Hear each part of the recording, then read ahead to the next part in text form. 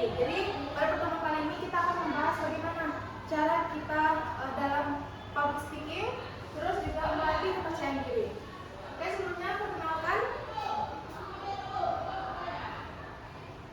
Oke, ini adalah biodata saya sebagai instruktur pada pertemuan kali ini. Nama saya Dini Andani, Kesehatan ini.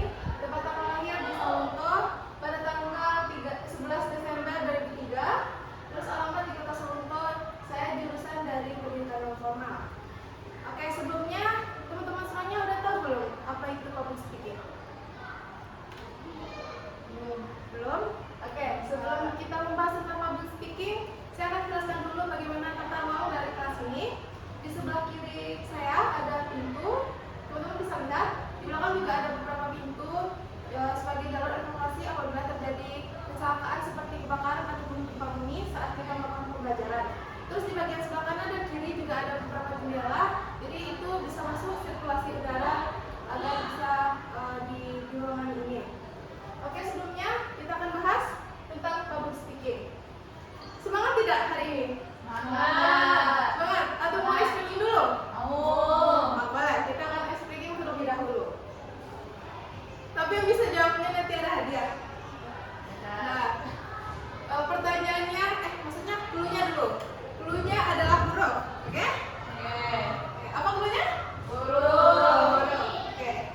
Jika 3 itu 4, oke? Jika 3 itu 4, 2 itu 3, 7 itu 5, 10 itu berapa? Salah. 5 ada. Salah.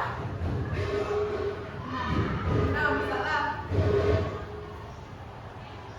Berapa lagi Kak? Oh, ulang lagi. Kita ulang lagi ya. Ya. Oke, clue-nya adalah huruf. Oke, clue-nya huruf. Jika 3 itu 4, 2 itu 3, 7 itu 5, 20 berapa? 7 Kak. 7? Ya. Betul. Hadiahnya menyusul ya. Iya Kak. Nanti ya Kak di depan. Oke, nanti ada hadiahnya. Ya. Oke. Setelah itu kita akan membahas tentang public speaking. Nah, public speaking bukan hanya tentang berbicara saja, tetapi juga dapat membangun citra diri dan mempengaruhi orang lain. Maksudnya di sini adalah public speaking itu bukan hanya berbicara di depan orang banyak saja. Tidak hanya bercerita, tidak hanya mengeluarkan kata-kata yang indah saja, tetapi itu juga bisa dapat membangun rasa kepercayaan diri kita. Contohnya, udah berani nih maju ke depan, udah bisa tampil di depan banyak orang, itu sudah dapat melatih public speaking kita dan rasa percaya diri. Dan dimaksud dengan membangun citra diri dan mempengaruhi orang lain ini seperti contoh dari ajakan. Kita misalnya mengajak teman kita nih, guys, ayolah kita main yuk kesini, tempatnya bagus loh. Itu termasuk dalam mempengaruhi orang lain. Oke, Pak? Oke, kita lanjut.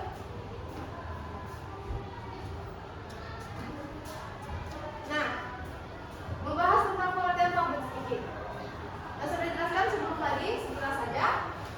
Public speaking adalah kemampuan berbicara di depan umum untuk menyampaikan ide, pesan ataupun informasi kepada forum.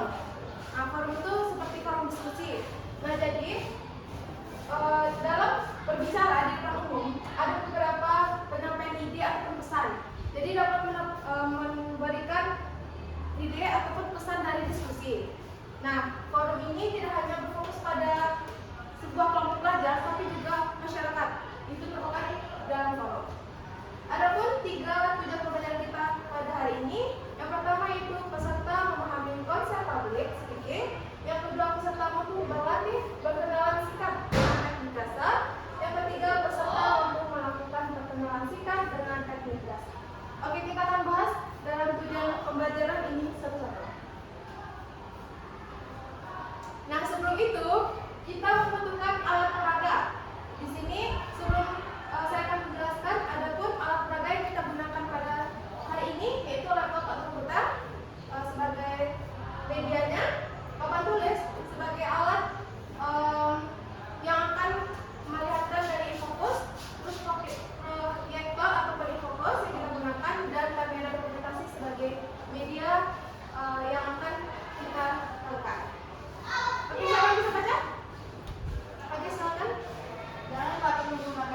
humor ringan atau cerita singkat untuk menarik perhatian asalkan sesuai dengan konteks. Oke.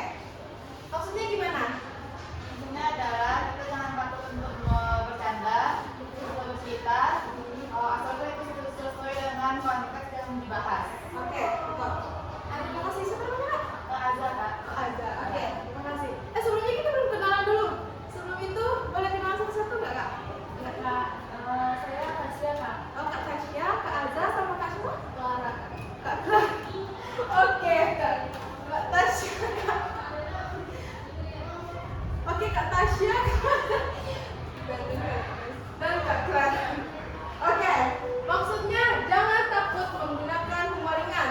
Humor ringan ini seperti apa nih, Kak? Bercanda ya? Iya, bercanda. Ya, bercanda itu merupakan bentuk dari meluluhkan atau enggak buat enjoy lah. Ya, bercanda suasana, betul. Atau cerita singkat. Nah, sebelumnya kan kita udah kenalan nih. Nama saya Dini, Kak. Kakaknya Kak Tasya, Kak Azza, dan Kak Clara. Oke. Yang maksud dari sesuai konteks ini siapa yang tahu? Coba Kak Clara. Sesuai konteks kita. Ya, maksudnya dari sesuai konteks. Apa itu? Sesuaikan dengan topik pembicaraan. Oke, bagus Kak Tasya. Berarti menyesuaikan ya, boleh kita bercanda, boleh kita humor. Misalkan kita sasarannya sampai ibu, boleh kita bercanda. Tapi sesuaikan dengan konteks yang dimaksud. Oke, paham? Kita lanjutkan. Nah, ini kita bahas tadi tentang pengajaran. Yang pertama, peserta memahami konsep public speaking. Di sini ada 3. Yang pertama yaitu definisi dan ruang lingkup. Public speaking itu merupakan kemampuan menyampaikan pesan secara jelas, terstruktur, dan dapat meyakinkan audiens. Maksudnya, pesan harus jelas. Jadi jangan berdarah-darah kalau misalnya kita ingin berbicara di depan orang banyak. Intinya, apa intinya? Membahas ini. Oke, jelaskan secara bertahap, terstruktur, dan dapat meyakinkan audiens. Maksudnya meyakinkan audiens, kita mengajak audiens, berbicara dengan audiens, kita harus memiliki pegangan yang kuat. Kalau misalkan memang kebenarannya itu, kita buktikan bagaimana caranya audiens dapat percaya dengan apa yang kita sampaikan. Itu maksudnya dari meyakinkan audiens. Yang B, tujuan dalam dunia kerja.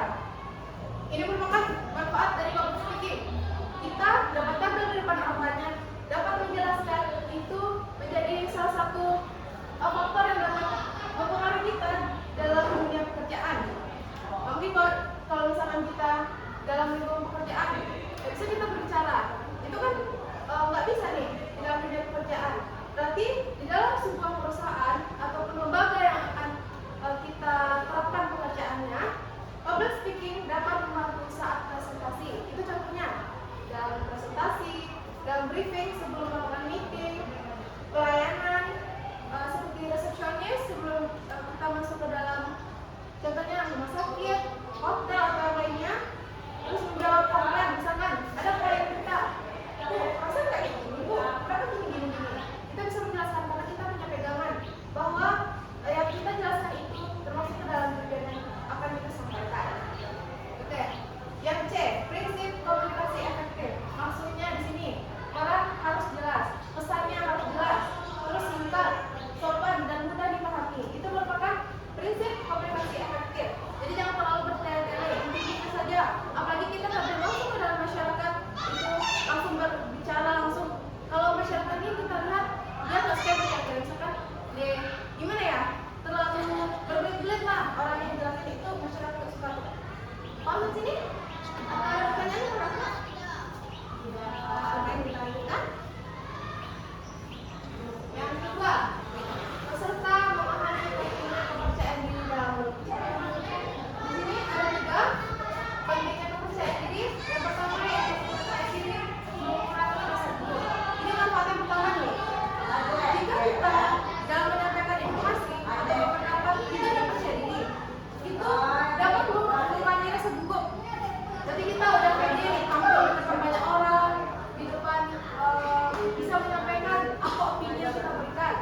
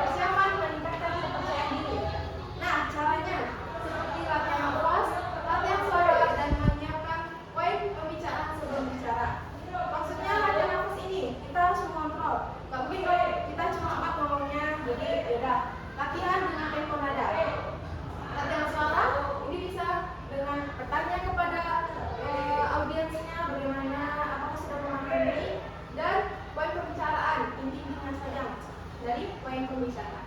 Oke, ada pertanyaan Kak Mama? Sampai sini? Hah? Oke, lanjut ya. Kita lanjut yang ketiga. Peserta mampu melakukan perkenalan singkat. Jadi kita masing-masing kakaknya akan melakukan perkenalan singkat. Ada 3 struktur. Yang pertama, struktur perkenalan 30 sampai 60 detik. Nah, ini menyesuaikan dengan jelaskan nama kakak, terus posisi, tujuan utama ataupun peran divisi. Di sekolah ini kakak sebagai apa gitu. Dan apa saja harapan ataupun tujuan dalam mengikuti pelatihan dari bidang public speaking pada hari ini. Yang B, teknik dasar saat perkenalan.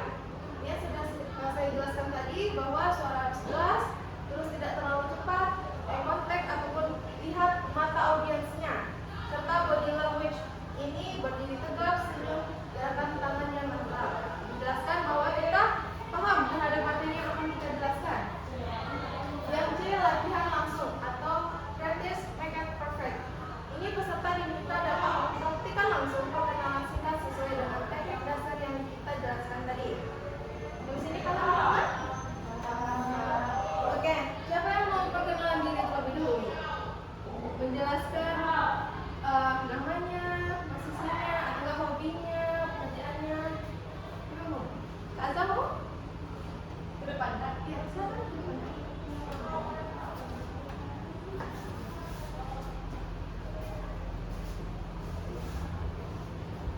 Perkenalkan, nama saya Azalea Cintara Wijoyo, bisa dipanggil Azza. Posisi saya adalah sebagai guru BK di sekolah. Kemudian harapan saya untuk ini adalah supaya saya tuh bisa lebih mampu berbicara kepada siswa-siswa saya. Itu ya Bu, itu ya Kak ya. Kemudian Tujuan utama dan peran dari divisi atau guru kita tersebut. tujuan guru BK seperti kita tahu adalah membimbing anak-anak yang butuh bimbingan di sekolah seperti yang terlambat, kemudian yang berkasus atau mungkin mengganggu temannya, itu perlu dibimbing oleh guru BK. Kemudian harapan saya untuk mengikuti ini adalah supaya saya kedepannya bisa lebih berani untuk berbicara di depan umum, kemudian supaya saya lebih lancar dan juga tidak berbicara terlalu cepat. Terima kasih kakak, terima kasih. Kita lanjutkan kepada Kak Tasya.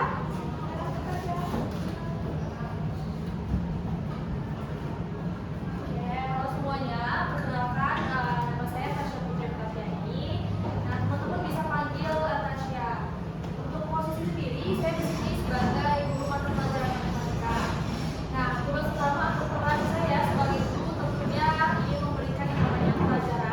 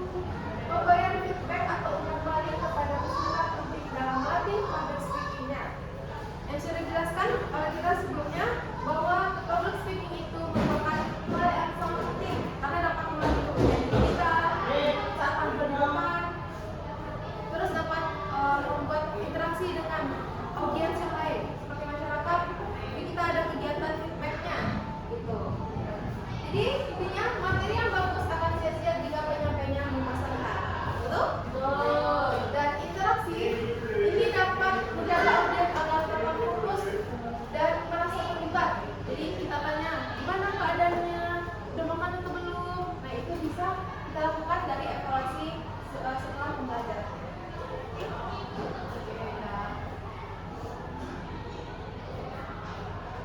Nah, siapa yang coba Kak Clara?